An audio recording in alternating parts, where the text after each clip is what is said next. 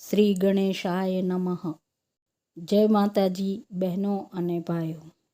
હવે પરાંબિકા મહાશક્તિ પરમ માતા માં અંબિકાના શારદી નવરાત્રિનો પ્રારંભ થવા જઈ રહ્યો છે.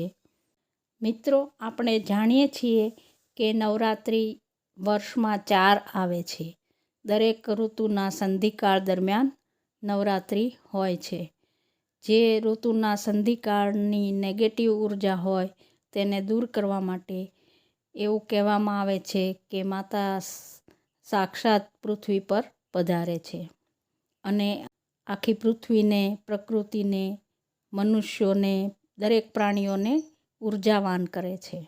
પ્રથમ નવરાત્રિ મહા મહિનામાં આવે છે, બીજી અષાઢ મહિનામાં આવે છે, જે બંનેને ગુપ્ત નવરાત્રિ કહેવામાં આવે છે. અને ચૈત્ર માસ તથા શારદીય નવરાત્રિ એ બંને નવરાત્રિ મુખ્ય ગણાય છે. ગુપ્ત નવરાત્રિ સાધના કરવા માટે હોય છે અને આ નવરાત્રિનું મોટા પાયે ઉજવણી કરવામાં આવે છે. તો અત્યારે શારદીય નવરાત્રિનો પ્રારંભ થવા જઈ રહ્યો છે. તો અશ્વિન માસ એટલે કે આસો માસની શુક્લ પક્ષની પ્રથમા એટલે કે પડવો એટલે પ્રથમ નવરાત્રિ તારીખ 22 સપ્ટેમ્બર અને સોમવારના રોજથી શરૂ થાય છે. એકમ તિથિની શરૂઆત વહેલી સવારે 1:25 શરૂ થઈ જશે. ત્યારથી શરદ નવરાત્રિનો પ્રારંભ થઈ જાય છે. અને અશ્વિન માસની 9મી તિથિ એટલે કે દુર્ગા મહાનવમી તારીખ 1 ઓક્ટોબર 2025ના રોજ પૂર્ણ થાય છે. આમ વિજયાદશમી 2 ઓક્ટોબર 2025ના રોજ છે. મિત્રો, આ વખતે 10 દિવસ નવરાત્રિના છે. તો એક નવરાત્રિ તિથિ વધે છે. 2 તૃતીયા હોવાને કારણે એક નવરાત્રિ વધવાનું એ ઘણું જ શુભ સંકેત માનવામાં આવે છે. નવરાત્રિની જો એક તિથિ ઘટે તો એ અશુભ માનવામાં આવે છે, પરંતુ આ વર્ષે એક તિથિ વધે છે એટલે આગામી સમય સમસ્ત જગત માટે, આપણા દેશ માટે અને આપણા સૌ માટે ખૂબ જ મંગળકારી રહેવાનો છે. કેમ કે એક નવરાત્રિમાં વૃદ્ધિ છે. તો કુલ 10 દિવસ સુધી નવરાત્રિનું પર્વ ધામધૂમથી ઉજવવામાં આવશે.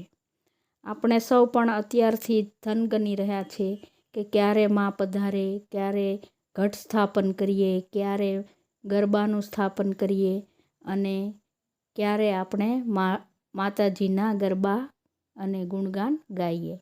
આ શારદીય નવરાત્રિ છે તે માં દુર્ગાની પૂજા માટે ખૂબ જ શુભ માનવામાં આવે છે. આ નવરાત્રિના સમયગાળા દરમિયાન માં દુર્ગાની પૂજા, સ્તુતિ, આરાધના કરવાથી બધી જ પ્રકારની મુશ્કેલીઓનો અંત આવે છે અને જીવનમાં શુભતાનો સમાવેશ થાય છે. તો મિત્રો, હવે આપણે એ જાણીએ કે આ વખતે માતાજીનું વાહન કયું છે. તો માતાજી આ વખતે હાથીના વાહન પર બેસીને પધારી રહ્યા છે. હાથી પર સવારી કરીને માતા પધારે છે એ બહુ જ શુભ સંકેત છે.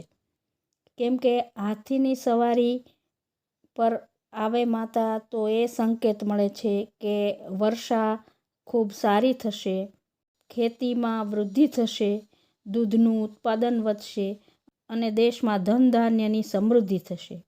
તો આમ આ વખતના નવરાત્રિ ખૂબ જ શુભ સંકેત સાથે આવે છે. અને આમ પણ માતા પધારે તો શુભ સંકેત જ હોય ને. બીજું એ પણ માનવામાં આવે છે કે માતાજી જે વાહન પર બેસે તે વાહનના કેવા લક્ષણો છે એના આધારે પણ એ નક્કી કરવામાં આવે છે. તો હાથી છે એ શાંત, બુદ્ધિશાળી અને સમૃદ્ધિનું પ્રતીક છે. આપણે જાણીએ છીએ કે માતા લક્ષ્મી પણ હાથીને વાહન બનાવે છે. તો આમ હાથીનું વાહન એ ખૂબ જ આપણા માટે શુભ સંકેત છે. તો હવે આપણે માતાના ગુણગાન ગાઈશું. રોજ માતાની એક વાત કરી અને માતાની સ્તુતિ કરીશું. સંકટમાં એનું સ્મરણ થાય છે તો તે સકળ જીવોના ભયને હરી લે છે. સ્વસ્થ જીવો એનું સ્મરણ કરે છે તો તે અતિવ શુભમતી આપે છે. હે દેવી, તારા વિના બીજું કોણ દારિદ્ર્ય, દુઃખ અને ભયનું હરણ કરે એમ છે. તારા વિના બીજું કોણ સર્વ ઉપર ઉપકાર કરે એમ છે. તું તો સદાય કરુણાળુ ચિત્તવાળી છે.